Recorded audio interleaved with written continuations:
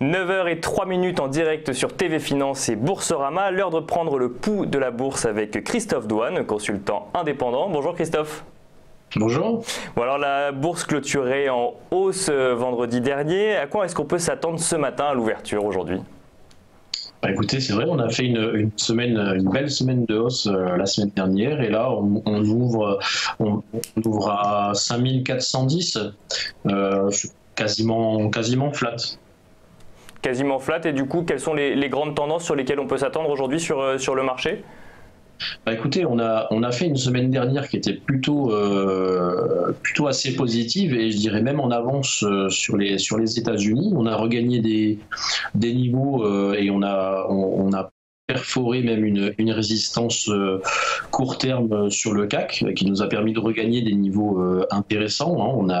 On a cassé le niveau des 5360 pour venir en appui jusqu'à une précédente résistance qui date de fin 2017. On est revenu sur ces niveaux-là.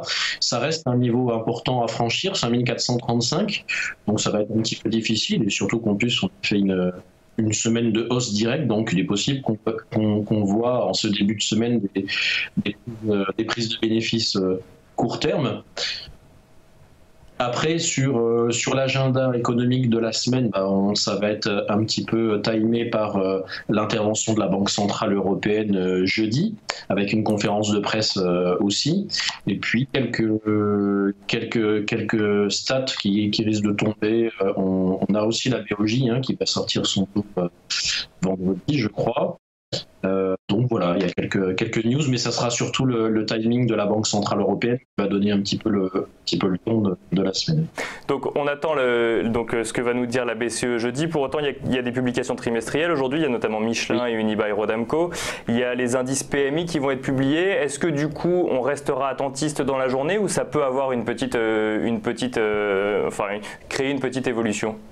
Non, je pense qu'il va y avoir quand même du mouvement. On va avoir une semaine intéressante parce que, comme vous le dites, il va y avoir des publications et puis notamment aussi du côté des États-Unis. Je crois qu'il y a 40% du S&P qui va publier ses résultats, donc automatiquement ça aura un impact.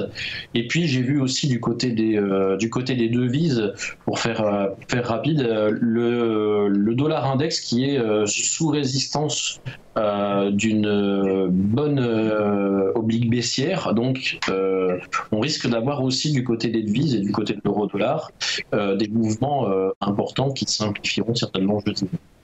Alors vous avez mentionné très rapidement les États-Unis. À quoi est-ce qu'on peut s'attendre effectivement sur la semaine aux États-Unis qui seront du coup moins impactés par ce que pourra dire la BCE? Ils clôturaient en baisse vendredi, finalement assez flat sur la semaine puisqu'on était à plus 0,4 ou plus 0,5% selon les indices. À l'ouverture aujourd'hui, vous êtes plutôt optimiste sur les marchés américains ?